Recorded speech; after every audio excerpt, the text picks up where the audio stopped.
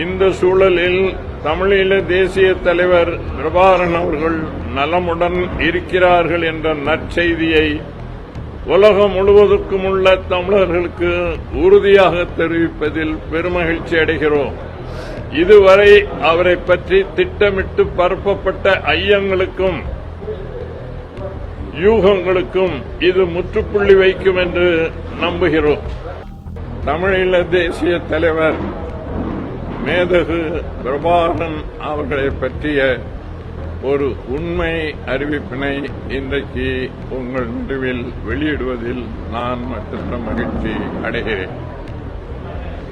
சர்வதேச சூழலும் இலங்கையில் ராஜபக்ச ஆட்சியை வீழ்த்தும் அளவுக்கு வெடித்து கிளம்பியிருக்கிற சிங்கள மக்களின் போராட்டங்களும் தமிழீழ தேசிய தலைவர் பிரபாகரன் அவர்கள் வெளிப்படுவதற்கான உகந்த சூழ்நிலையை உருவாக்கியுள்ளது.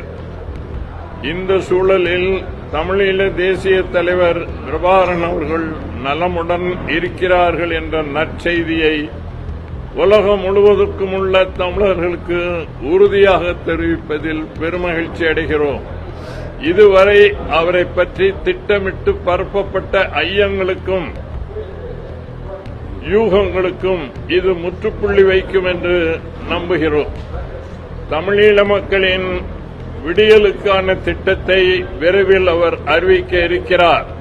தமிழீழ மக்களும் உலகத் தமிழர்களும் ஒன்றுபட்டு நின்று அவருக்கு முழுமையான ஆதரவை நல்கும்படி வேண்டிக் கொள்கிறோம். விடுதலை புலிகள் வலிமையாக இருந்த காலம் வரை இந்தியாவுக்கு எதிரான நாடுகள் எதுவாக இருந்தாலும் அந்த நாடுகள் தங்கள் மண்ணில் கால் ஊன்ற அவர்கள் அனுமதிக்கவில்லை, எதிர்த்து போராடியிருக்கிறார்கள்.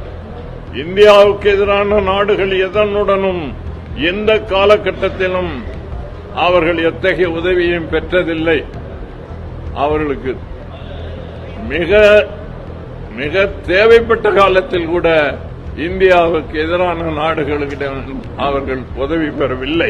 தற்போது இலங்கையில் ஆழமாக காலூன்றி இந்திய எதிர்ப்புக்கு ஒரு தளமாக அதை ஆக்கும் முயற்சியில் சீனா ஈடுபட்டுள்ளதையும் இந்து மாக்கடல் ஆதிக்கம் சீனாவின் பிடியில் சிக்கும் நிலை இருப்பதையும் எண்ணி பார்த்து அதனை தடுக்கும் வகையிலான நடவடிக்கைகளை மேற்கொள்ள வேண்டும் என்று இந்திய அரசை வேண்டிக் கொள்கிறோம்.